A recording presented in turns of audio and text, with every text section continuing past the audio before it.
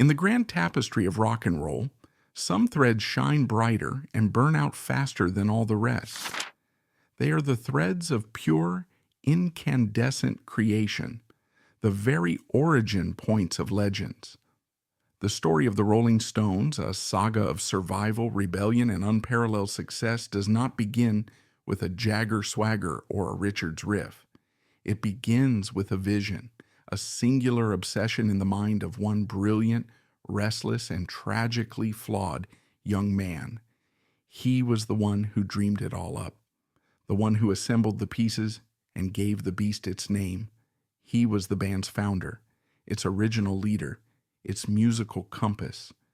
But in a story of cruel ironies, he would become the first to be consumed by the fire he started. This is the story of Brian Jones told from the beginning, a journey that tracks the rise of a golden prince and the fall of a forgotten king. To truly grasp the revolutionary spark of Brian Jones and the Rolling Stones, you have to feel the world they were determined to escape. Post-war Britain in the 1950s was a landscape of gray skies, gray buildings, and a gray, austere culture, still shaking off the trauma of World War II and the subsequent rationing. It was a world of deference to authority, of stiff upper lips, and of a rigid class system. For the youth of Britain, it was a world of stifling conformity. But underneath this drab surface, something was beginning to stir. From across the Atlantic, a new sound was arriving in trickles, carried on crackly radio waves and precious imported vinyl records. It was the raw, electric sound of American rhythm and blues. Artists like Chuck Berry, Muddy Waters, and Howlin' Wolf sang with a power, a passion, and a raw honesty that was a world away from the polite pop music that dominated the British charts. For a generation of young, disaffected kids, this wasn't just music, it was a revelation. It was a language of rebellion, a lifeline to a more vibrant, authentic world. In London, a small but fervent scene began to bubble up in smoky backroom clubs and damp cellars. Jazz and blues purists like Alexis Corner and Cyril Davies became evangelists for this new sound, forming bands and creating spaces where aspiring musicians could meet, learn, and jam. This was the crucible. It was here, in this burgeoning underground scene, that the desire for something more, something real, would ignite the cultural explosion of the swinging 60s. It was a time of immense social change, of breaking down old barriers and challenging the establishment. And it was the absolute perfect moment for a restless, prodigiously talented, and deeply rebellious young man from the suburbs named Brian Jones to run away from home and seek his destiny. Louis Brian Hopkins Jones was born in the quiet, respectable spa town of Cheltenham in 1942. On the surface, his was a comfortable middle-class upbringing. His father, an aeronautical engineer, and his mother, a piano teacher, provided a stable home. From them, he inherited both a sharp intellect and a profound gift for music. He was a prodigy. He could hear a piece of music once and play it back perfectly. He quickly mastered the piano, the clarinet, and the saxophone. He had an IQ of 135 and excelled academically with little effort. But beneath the pristine surface of his respectable family life, Brian was a born rebel. He harbored a deep-seated hatred for authority in all its forms. He clashed with his parents and his teachers, seeing their rules and expectations as a cage. His true education was happening in private, as he obsessively listened to jazz and blues records, teaching himself the guitar. By his mid-teens, his rebellion became more overt. He began a pattern of behavior that would define his life, a string of intense but fleeting love affairs, which resulted in him fathering 2 children by the time he was 17, both out of wedlock. For his conventional parents, it was a source of immense shame and bewilderment. For Brian, it was the first taste of a life lived without rules. He was promptly kicked out of his home and his school. His path was set. After drifting through Europe for a year, soaking up the bohemian lifestyle, he returned to Cheltenham, but his sights were set on the burgeoning blues scene in London. In 1962, he made the move that would change the course of music history. With his charisma and his savant-like ability to play slide guitar in the authentic style of his American heroes, he quickly made a name for himself in the small circle of blues purists. He was ambitious and driven, calling himself Elmo Lewis, and he had a clear vision to form his own band dedicated to playing the raw, unadulterated blues of Muddy Waters. It was in the Ealing Club that he met two other aspiring musicians who shared his passion, a lanky economics student with a distinctive voice named Mick Jagger, and his childhood friend, a quiet art student who was learning to play the guitar named Keith Richards. Jagger and Richards were impressed, even intimidated by Brian's talent.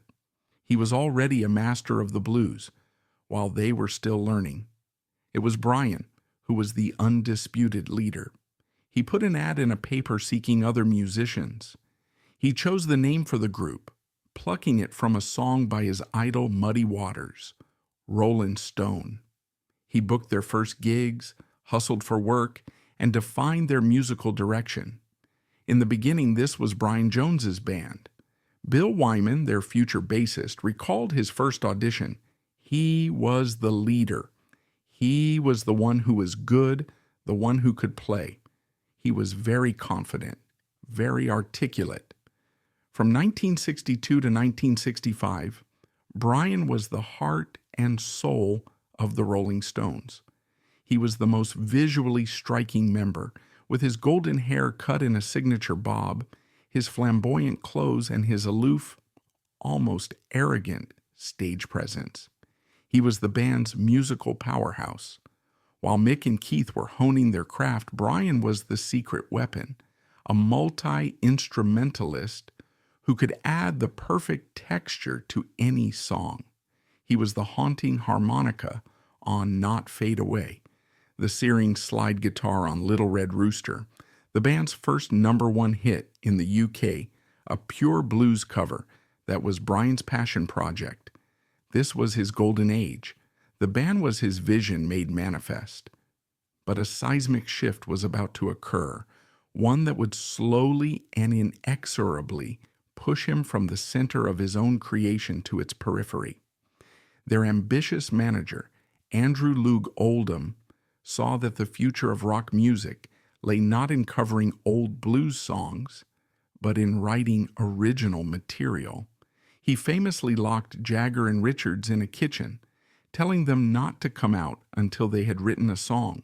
They emerged with As Tears Go By.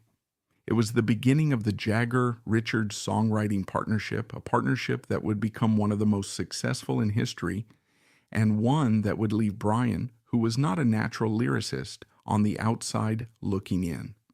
As Mick and Keith's power and influence grew, Brian's began to wane. He felt his control over the band he founded slipping through his fingers.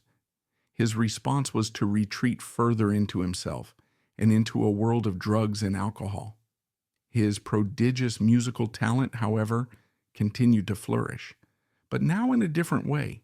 He became the band's sonic colorist. If Mick and Keith built the house, Brian was the one who decorated it with flashes of unexpected genius. Frustrated with the guitar, he would wander around the studio and pick up any instrument he could find. That's him playing the ethereal sitar that defines Paint It Black. It's his delicate, courtly dulcimer on Lady Jane. It's his mournful recorder on Ruby Tuesday and the hypnotic marimba on Under My Thumb. For a brief, brilliant period, his despair fueled his creativity, adding layers of exotic psychedelic texture that were instrumental to the Stones' most iconic 60s sound. To see Brian Jones only through the lens of his fame and his addictions is to miss the complex, fragile human being at the core of the whirlwind. He was a man of profound contradictions, Those who knew him best describe a person who could be impossibly charming, intelligent, and gentle one moment, and shockingly cruel and manipulative the next. His insecurity was the engine of both his genius and his destruction. Despite his androgynous beauty and undeniable talent, he was crippled by a desperate need for approval. Bill Wyman wrote extensively about this side of Brian in his memoir, Stone Alone. He described a sensitive young man who was often bullied by the tougher, more confident Jagger and Richards. His relationships with women were famously tumultuous. He was a prolific lover but seemed incapable of genuine intimacy. He had at least 5 children with 5 different women, yet he was largely an absent father. His relationship with Anita Pallenberg, a magnetic and fiery model, was a collision of 2 beautiful, creative, and deeply damaged souls. They were the original rock and roll it couple, stunningly photogenic and wildly fashionable. But behind the glamorous facade, their relationship was volatile and often violent. In 1967, his already fragile psyche was dealt a devastating blow. During a trip to Morocco, after one of Brian's episodes of paranoia and violence, Anita left him for his bandmate, Keith Richards. Losing both his band's direction and the love of his life to the same man sent him into a downward spiral from which he would never truly recover. His drug use escalated from a recreational habit to a crippling addiction. He became increasingly erratic, paranoid, and unreliable. He would fail to show up for recording sessions, or when he did, he would be too incapacitated to play. The other members, now running a global enterprise, grew tired of his instability. The Golden Boy had become a liability. The final act came in the spring of 1969. The Stones were planning a tour of North America, but due to multiple drug convictions, Brian was unable to secure a U.S. visa. The band was at a crossroads. On June 8, 1969, Mick, Keith, and drummer Charlie Watts drove out to Brian's new home, Cotchford Farm in Sussex, the very house once owned by A.A. Milne, the creator of Winnie the Pooh. It was supposed to be his sanctuary, a place to get clean. Instead, it became the setting for his execution from the band.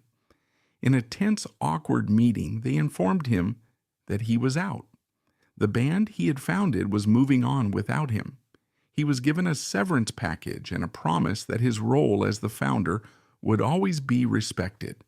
Heartbroken and adrift, Brian Jones was now officially an ex-Rolling Stone.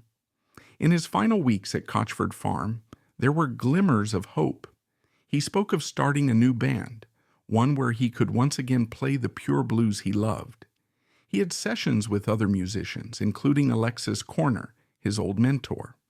But he was surrounded by an entourage of hangers-on, a court of enablers who lived off his fame and fortune. The brilliant, driven boy who had set out to conquer London was now a lonely man, isolated in the English countryside, trying to figure out a future without the only thing that had ever truly defined him. 24 days after he was fired, his future ran out. The night of July 2nd, 1969 was warm and still at Cotchford Farm. The official story of Brian Jones's death, the one recorded on his death certificate, is stark and simple: death by misadventure. The coroner ruled that he had drowned accidentally while under the influence of alcohol and drugs. The post-mortem found that his liver and heart were severely enlarged from years of abuse. It was a plausible, if tragic, end for a rock star who had lived a life of excess. The narrative was neat: the fallen angel, a victim of his own lifestyle. Case closed. But from the very beginning, that neat narrative refused to hold. For over half a century, a competing story has persisted, a story that reframes his death not as an accident, but as a homicide. This story is filled with inconsistent witness testimonies, missing evidence, a questionable police investigation, and a stunning deathbed confession. It is one of the most enduring and debated mysteries in rock and roll history. At the center of this mystery is a man named Frank Thorogood. Thorogood was a builder and construction worker who had been hired by Brian to renovate Cotchford Farm. He and his crew were living on the property, and by many accounts tensions were high. Brian felt Thorogood was taking advantage of him, overcharging him for the work. Thorogood, in turn, was reportedly frustrated with Brian's erratic behavior and was owed a significant amount of money. There were 3 key witnesses at the house on the night Brian died: his girlfriend Anna Wolin, his friend Janet Lawson, and Frank Thorogood himself. Their accounts of the evening have shifted and contradicted each other over the years. What is generally agreed upon is that Brian had been drinking and was in a melancholic mood. Late in the evening, he decided to go for a swim in his newly installed pool. According to Thorogood's initial statement, he was the last person to see Brian alive. He said they were in the pool together, but he got out and went inside, leaving Brian swimming alone. A short time later, Anna Wolin found Brian motionless at the bottom of the deep end, but cracks in this story appeared almost immediately. Janet Lawson, who was a trained nurse, has stated over the years that Thorogood's behavior that night was strange and aggressive. She claimed that she saw Thorogood and Brian together by the pool, and that there was an argument. She felt an atmosphere of menace that was so palpable, she decided to leave the property. It was only as she was driving away that she saw an ambulance racing toward the farm. Anna Wolin's story is even more damning. In her initial statement, given in a state of shock, she was vague, but in later years she has been adamant that Brian was not alone. She claims that Thorogood was behaving aggressively towards Brian and that she saw Thorogood playfully push Brian under the water. When he didn't come up, she says Thorogood seemed to panic. She also believes that Brian's asthma inhaler, which he always kept nearby, was missing from the poolside. She has always maintained that Frank Thorogood was responsible for Brian's death, whether intentionally or through a foolish prank that went horribly wrong. The police investigation itself has been heavily criticized. The house was not properly sealed as a potential crime scene. Objects were removed. The other stones were not formally interviewed. The Sussex police seemed quick to accept the misadventure verdict, perhaps eager to close the book on a case involving a world-famous rock band and avoid a media circus. The most explosive piece of the puzzle, however, would not emerge for over 2 decades. In 1993, Frank Thorogood was on his deathbed, dying of cancer. According to Tom Keelock, a longtime road manager and fixer for the Rolling Stones, he went to visit Thorogood. It was there, Keelock claims, that Thorogood made a dramatic confession. As Keelock tells it, Thorogood said, "It was me that done Brian. I just finally snapped." The alleged motive was the ongoing dispute over money. Thorogood claimed he grabbed Brian, dunked his head in the water, and held it there for a little too long. It wasn't a premeditated murder, but a flash of anger with fatal consequences. This confession, relayed secondhand after Thorogood's death, is impossible to verify. It remains hearsay. But for those who have long believed that Brian was murdered, it was the final crucial piece of evidence. And so the mystery endures. Was Brian Jones the author of his own demise, a tragic casualty of his addictions? Or was he the victim of a violent argument, his death covered up by a bungled investigation and a wall of silence? The truth lies forever at the bottom of that swimming pool, as dark and murky as the water on that fateful July night. The story of Brian Jones doesn't end with his death. His life and the mysterious circumstances of its conclusion sent ripples through culture that are still felt today. His passing marked a somber turning point in rock and roll history, a loss of innocence from which the genre would never fully recover.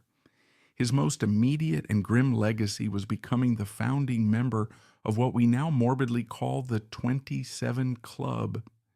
In the 2 years that followed his death, Jimi Hendrix, Janis Joplin, and Jim Morrison would all die at the same age. Brian was the first of the great rock gods of the 60s to fall. His death transformed the rock and roll lifestyle from a symbol of liberation and rebellion into a potential death sentence. It served as the ultimate cautionary tale, a stark warning that the excesses that fueled the music could also extinguish its brightest stars. His musical significance is immense and, for a long time, was critically underrated. While Jagger and Richards wrote the songs, Brian Jones gave them their color, their atmosphere, and their edge. He was the band's sonic adventurer. By introducing instruments like the sitar, the marimba, and the dulcimer into a pop context, he was a key pioneer of psychedelic rock and world music fusion. Listen to the classic Stones albums from 1965 to 1967, Aftermath, Between the Buttons, and Their Satanic Majesty's Request.